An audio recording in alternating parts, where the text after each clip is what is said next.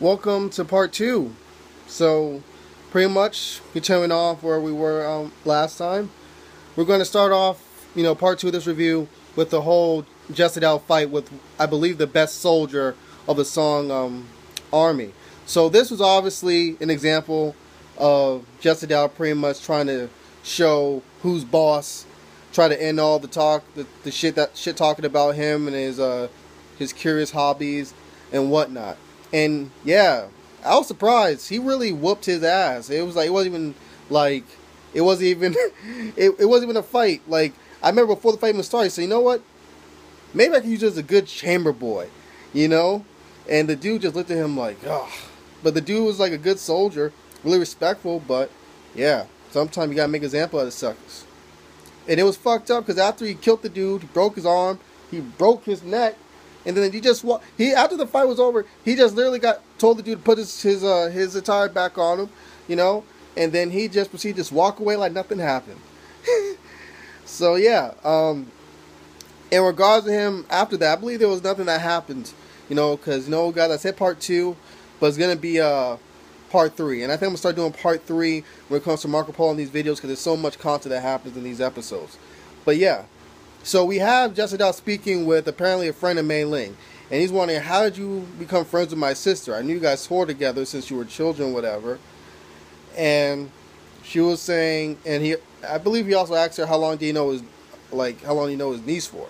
And she was saying in regards to Ling, which is Mei Ling's daughter, says, you know what, I held her third day, and that me and Mei Ling just, we're just cool friends, whatever. We just bonded. It wasn't like specific reason whatsoever. So we have Justed Out ask her, like, do you enjoy your current station in life? And she's like, yes, I very much do. And he's all like, well, I never understood it. I just feel as though it's very animalistic and just pretty much dirty, a representation of our basic, nasty, and really unrefined nature, So, but he didn't try to say, but he also said after, like, in all due respect, I'm not trying to be offensive, She's all like, okay, I understand where you're coming from. He was saying, anyways, he was saying, but maybe that's how the world is, which we all can't have the same skill, whatever, and some of us with the meager skills have to pretty much survive by any means necessary. And once again, he says, no offense. And once again, she's like, none taken. So after that, you have him pretty much say, you know what, you don't have to do this anymore. Or in the sense, like, I want you every morning to pretty much take care of my niece. And at night you can do whatever the fuck you want. And she's all shocked. She's like, you just see by her expression, even though she's very, like, what's the word for people that, she's very, like, calm, collected, and, like, sort of, like, showing very few emotions, at this point. But when he says that, she's, like, really, like, oh my God, just the eyes told the story. Even when she got up to leave, we say, you're excused, she looks at him like, dang, what did I do to deserve this? And then you see him smiling, which he rarely smiles. At least the first few episodes, he's always been calculated, calm, conniving.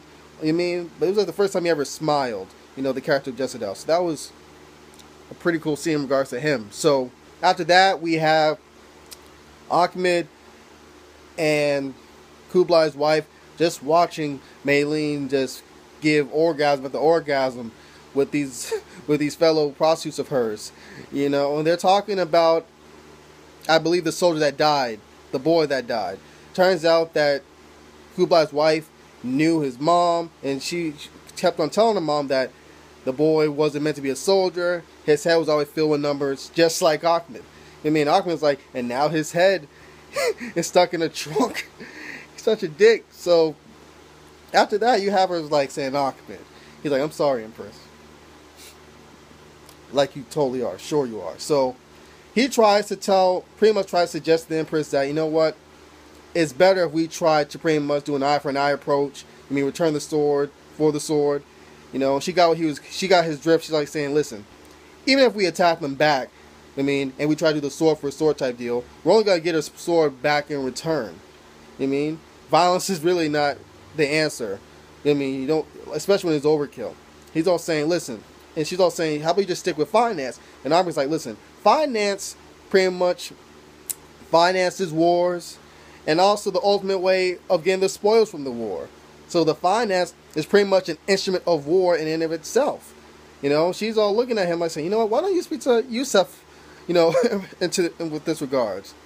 You have pretty much Akim saying, listen, you're the Khan's wife. So obviously he's going to have a bigger ear to what you have to say than Yusuf. And also another code for saying, Yusuf won't listen to any of my shit because Yusuf and I have opposite opinions on everything. So I might as well get you, you know. So, yeah. So after that, we have Ackman noticing Mei-Ling's talent. And we also noticed, you know, the queen also noticing Mei-Ling's talent. I believe she suggests that he add her to his harem. And then after that, she starts to get up, whatever, and starts just looking at her like she's starting to think, well, shit, I should have this for myself. Nice piece of ass. So yeah, after that, we have Marco asking 100 Eyes, like pretty much saying to himself before asking 100 Eyes this question, saying, why will the Khan summon me? And the 100 Eyes is like, you know what? I'm sure you will get the answer to your question very soon. You know, while he's sitting down, whatever, trying to drink his wine. Marco's all like, I have another question, another query for you. And then 100 Eyes is like, listen, I just want to drink my wine, dude. I just got done whooping your ass for the past hour. And then Marco's like, you didn't know about the Biamba, you know, the Biamba, not the Biamba, I think it's the Yuba or Biuba clan. And 100 Eyes pretty much explains to Marco that that's the clan of the Blue Princess. The only reason why she's alive is to be used for political currency, to be sold as they please. And that she's too pretty much above Marco's status. You know what I mean? And pretty much to tread lightly. And Marco's like, so I've been told. Pretty much connecting to episode 2 when Blue Princess told Marco the same damn thing. So after that, we have this really great scene with Marco speaking with Kublai Khan about brothers, a.k.a. Cain and Abel. And Marco tells him about the whole deal.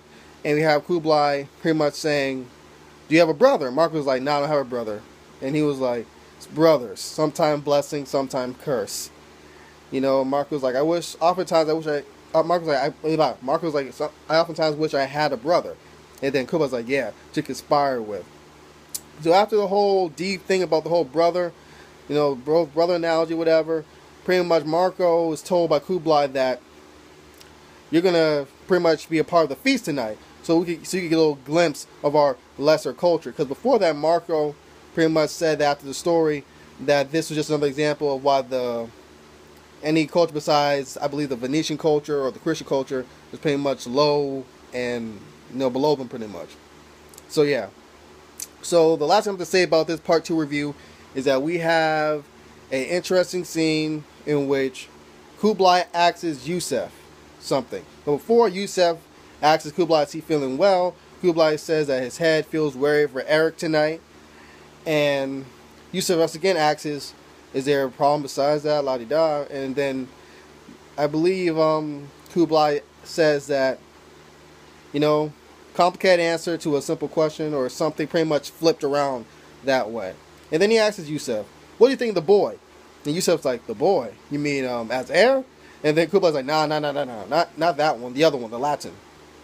And then Yusuf really thought about it. He was like, well, he's passionate, intelligent, but reckless. Only, you know, throughout pretty much only time can tell what use he will be to the Khananites, whatever.